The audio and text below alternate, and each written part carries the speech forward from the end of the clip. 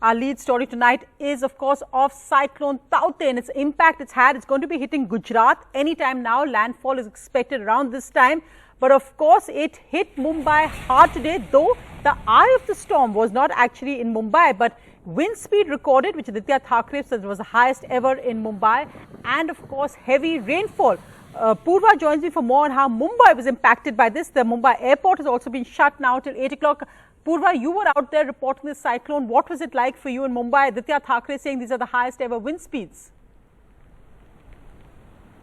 Absolutely, Sonia. In fact, afternoon around 12 or something, that's when the rainfall intensity grew. And that was a time when Palava Observatory recorded a 102 km per hour speed. And even since then, in fact, the speed has not gone down. Even right now, I am at Vardhan Sea Face, and here the wind is blowing really hard.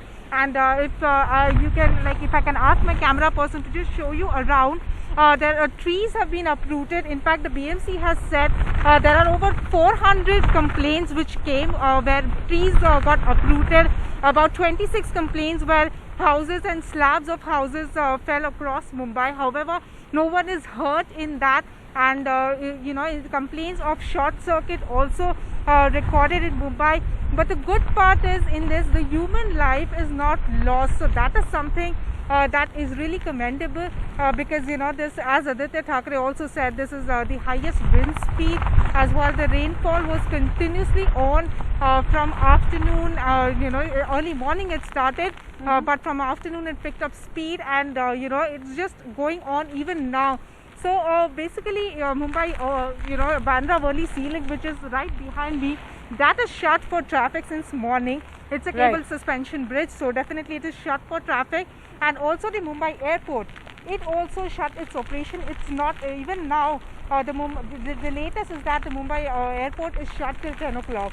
Right, Purva, and of course, I'm happy to see you safe along with the rest of Mumbaikars, because really when you're out there this afternoon with the strong winds, let's just look at that report by Sohit and you.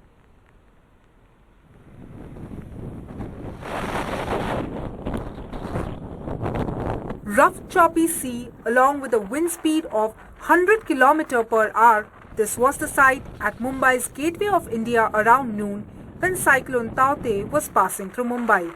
I'm not able to stand properly because of the wind speed. So you can just see right now where I am at Gateway of India, and the wind is actually really high, and we are not even able to stand properly. So it's that kind of speed that we are talking about.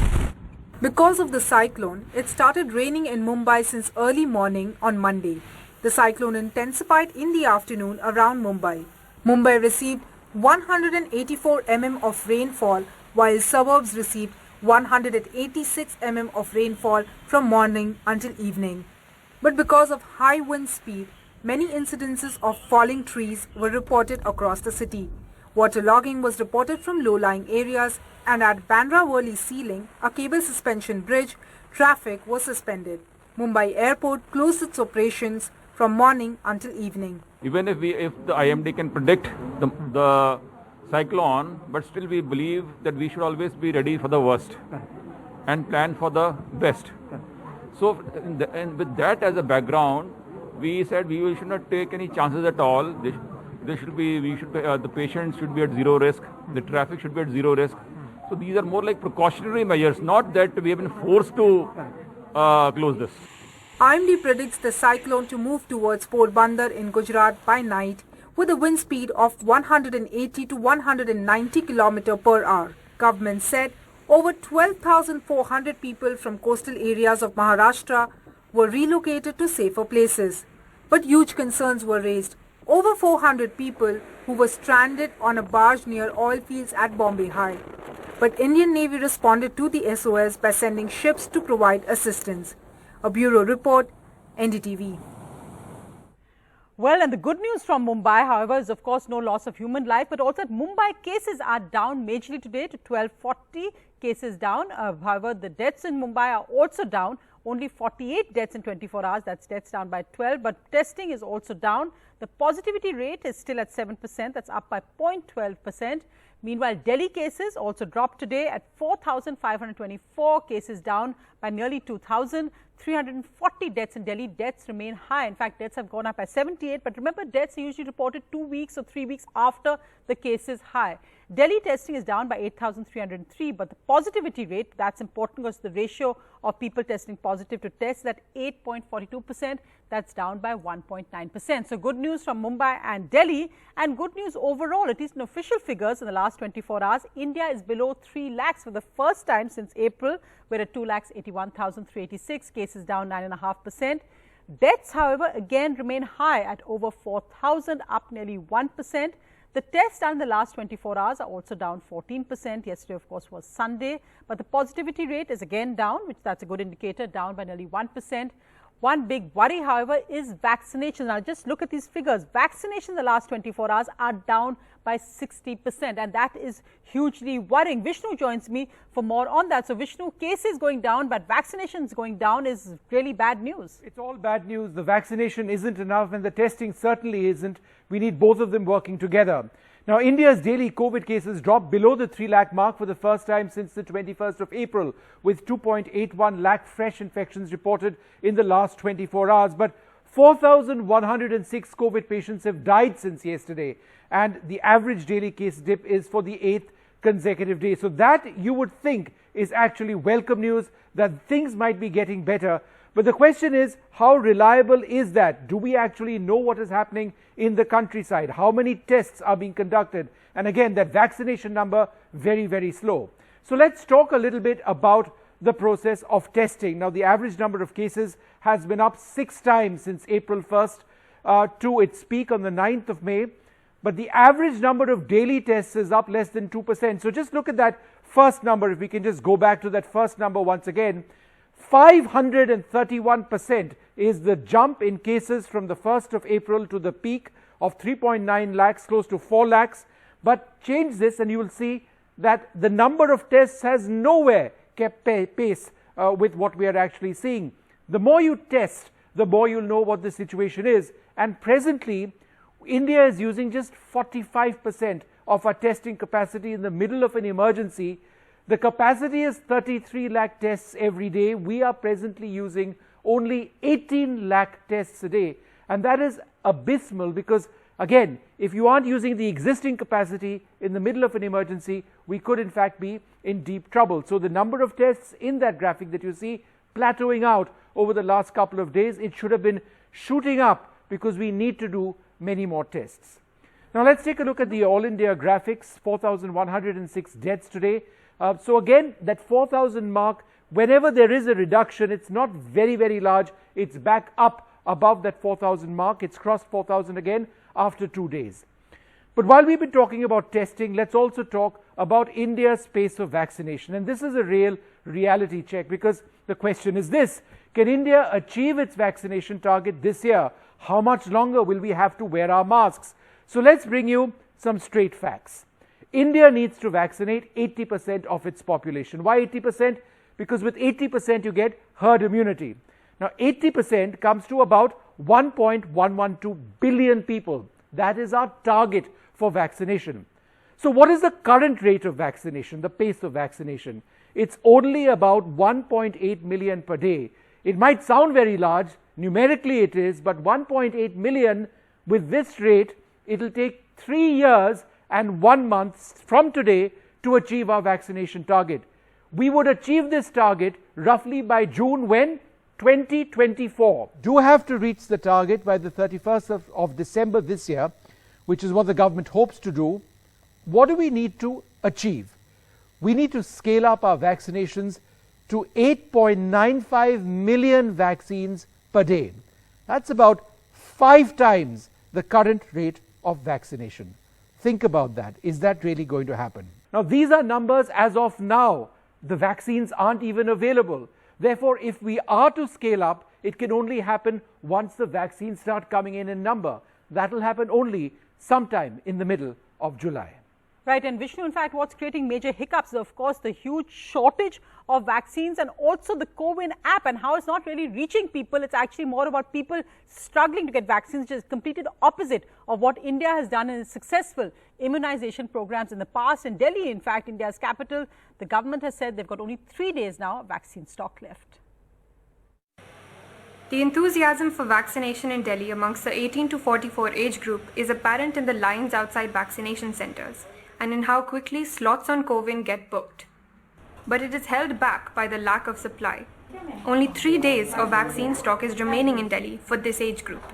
Deputy CM Manish Sisodia announced today that the centre had allocated 3.8 lakh doses for beneficiaries over 45 in Delhi for the rest of the month of May, but none for those under 45. 3 दिन में हमको 18 से 45 centre 18 से 45 उम्र के वर्ग के लिए जितने हमने वैक्सीनेशन सेंटर खोले थे ये अब खाली पड़ जाएंगे। इसके बाद हमको ये बंद करने पड़ेंगे। तो पहला रिक्वेस्ट तो उनसे ये किया है कि आप हमें जितनी वैक्सीन हमें 45 साल से ऊपर के लोगों के लिए दे रहे हैं कम से कम उतनी वैक्सीन हमें 45 साल से कम उम्र के लोगों के लिए भी उपलब्ध कराएं। Manish Sisodia has also asked the centre for some much needed transparency about how the vaccines are distributed across states, age groups and to government and private entities, so that states can plan this mammoth vaccination drive in the long term. With Sushil Rathi and Azam Siddiqui, Meher Pandey for NDTV. So vaccinations is the main focus, and the Prime Minister today interacted with doctors from across the country on the latest COVID update. He thanked the medical fraternity for their fight against the extraordinary circumstances of the second wave. He also said that the strategy of starting the vaccination program with the frontline warriors has paid rich dividends in the second wave, and added that home-based care of patients must be SOP driven. Meanwhile, the other headline, top ministers today launched the first batch of an anti-COVID oral drug, 2DG, developed by the Defence and Research Development Organisation. According to the DRDO, this drug in trials of the DRDO has actually shown some effectiveness in reducing oxygen dependence of patients. शायद भारत के वैज्ञानिकों के द्वारा DRDO के सहयोग से हमारे आदरणीय राजनाथ सिंह जी के नेतृत्व में ये शायद हमारी पहली इंडिजिनस रिसर्च के आउटकम के तहत दवा है जो सीधे सीधे कोविड के वायरस के प्रकोप को पूरे वैज्ञानिक दृष्टिकोण से कम करने का पूरा पोटेंशियल रखती है. And in Tamil Nadu, superstar Rajnath has met the Chief Minister and donated 50 lakhs to the Tamil Nadu Chief Minister Relief Fund. This comes as the main opposition in Tamil Nadu. The AIADMK has also donated 1 crore to the Chief Minister Relief Fund. The Chief Minister today set up an advisory panel also consisting of 12 opposition MLAs of the 13-member panel to discuss, to look at solutions and how to deal with COVID in Tamil Nadu. Well, the latest Kerala news, the Kerala left government swearing in will be on the 20th of May at 3:30. This time, of course, it's within what is being called a triple lockdown, which has now been stepped up in Kerala. So there will only be 500 invitees at the Central Stadium. Currently, a triple lockdown issued in Thiruvananthapuram and other areas of Kerala. Though numbers have dipped today, Kerala says they're fully prepared as active cases, they had increased rapidly last week. Well, moving to the other big political story, and remember, this is as Bengal is seeing rising cases. This is the arrest of 2 new Bengal ministers, MLA of the Trinamool Congress and an ex-leader who were caught on the Narda tapes, the infamous Narda tapes. The CBI court has given them bail. But here's what the real hypocrisy, the political hypocrisy is, that while the people arrested today were all seen on the Narda tapes, so were 2 senior BJP leaders, Suvendu Adhikari, who's the leader of opposition of the BJP, and Mukul Roy. Yet, no action has been taken against them, even though in Suvendu Adhikari's case, his permission from the CBI to prosecute him has been pending with the Lok Sabha Speaker's office for 2 years now. When we asked today, the Lok Sabha Speaker's office said they're still looking into the case. So why has no action been taken against Suvendu Adhikari and Mukul Roy, also seen on the Narda tapes? 2 weeks ago, these Trinamool supporters were dancing on the streets after Mamata Banerjee led the party to a resounding victory in the assembly elections. Today they were on the streets again, defying the lockdown and pelting Central Force Jawans guarding the gates of the CBI office in Kolkata. Inside the CBI office, Mamata Banerjee spending almost 6 whole hours challenging the arrest of Firhad Hakim, Subrata Mukherjee, 2 of her senior most ministers, Madan Mitra, a veteran MLA of the party, and Shobhan Chatterjee, who quit her party, joined BJP but quit BJP too. She dared the CBI to arrest her as well, a Trinamool lawyer said. যেখানে কারোর গভর্নমেন্টের কোনো permission নেই, না কোর্টের কোনো permission আছে অ্যারেস্টের, এবং 41 এতে ডাকা উচিত, আপনারা সবাই জানেন, আরডিএসপি মানে জাজমেন্ট, এবং সেক্ষেত্রে কোনো কিচ্ছু মানা হয়নি, এবং যেই কারণে আমার সিএম তিনিও বলেছে আমাকেও অ্যারেস্ট করতে হবে, এটা আপনাদের জানিয়ে রাখুন। The 4 leaders taken into custody were seen taking cash in the Narda sting operation tapes of 2014 that became public in 2016. But the Trinamool is asking why these 2 men, Shubhendu Adhikari and Mukul Roy, are going scot-free. Both the erstwhile Trinamool leaders were also on the Narda tapes, but they are now with the BJP, recently elected BJP MLAs, and, as Mamata Banerjee has repeatedly said, washed clean by the BJP washing machine. The governor is a party to this act of political vendetta by the BJP, the Trinamool is saying. Governor vindictive হয়ে গেছে। Governor এখন চেষ্টা করছে যাতে 2024 রাজস্থান থেকে ticket পাওয়া যায়। BJP তাই জন্য এখানে তৃণমূলের যা ইচ্ছে তাই করার চেষ্টা করছে। গভর্নর যেভাবে করছে আপনারা দেখছেন। Even the man who conducted the sting is stunned at the discrimination in arrest. Those who received the money from me, it's a forensically tested. Investigation happened. Everyone has to be punished. Correct. That is only the message as a journalist as we can give to the public. The state BJP was non-committal through the day. The governor warned in tweets of repercussions against the lawlessness on the streets. But at the end of the day, Trinamool supporters were back on the streets, this time in celebration. All the 3 Trinamool leaders released on bail, as well as erstwhile Trinamool leader Shobhan Chatterjee. The last word on the Narda drama, however, has not been said.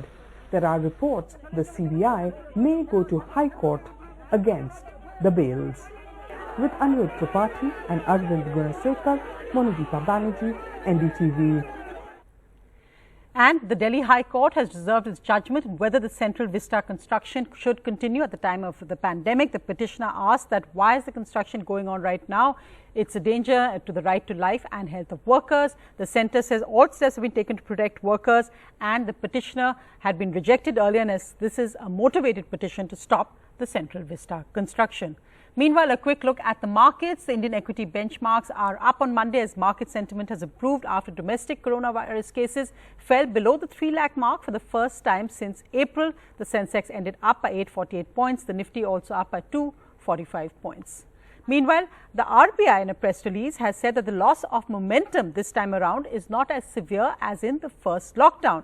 The RBI in its latest bulletin said it is an extremely tentative diagnosis and the biggest toll of the second wave will be the demand shock. However, that COVID resurgence has dented but not debilitated economic activity, according to the RBI.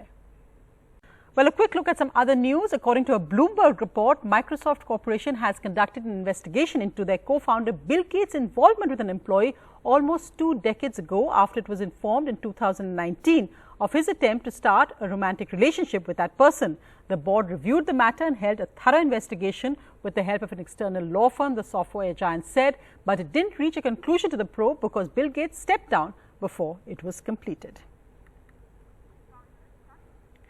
Well, back to news on COVID, and this really is about the absolutely senseless statements being made by people who should know better. Our MPs, BJP MP from Bhopal, Pragya Thakur, who was in controversy because she wasn't seen in Bhopal while the pandemic was going on, has now said that she actually hasn't got COVID so far because she drinks cow urine daily. This comes after there were reports of workers in Uttar Pradesh saying that cow dung helps them to prevent COVID. This, of course, has been debunked by all doctors and health officials. देसी गाय का गौमूत्र अगर हम लेते हैं तो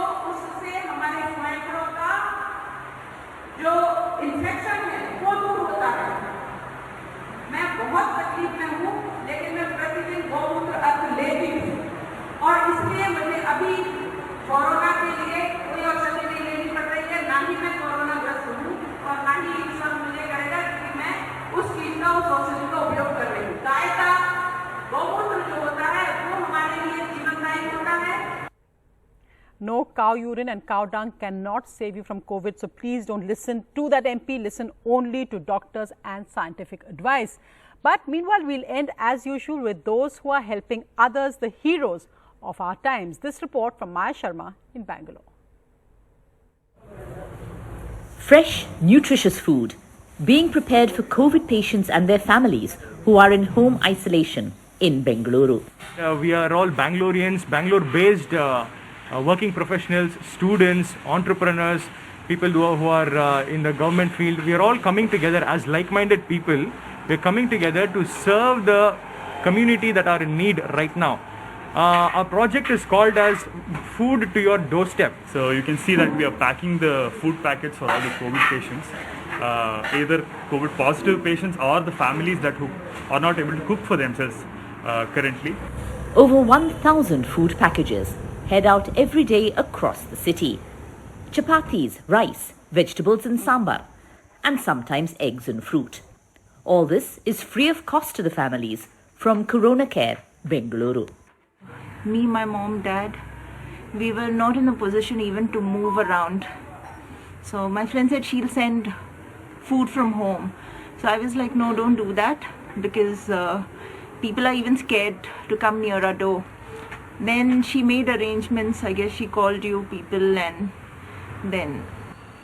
The group also helps with delivery of medicines and counseling for those in distress, reaching out to help others at a great time of need. With Govind Murthy, Maya Sharma in Bengaluru for NDTV.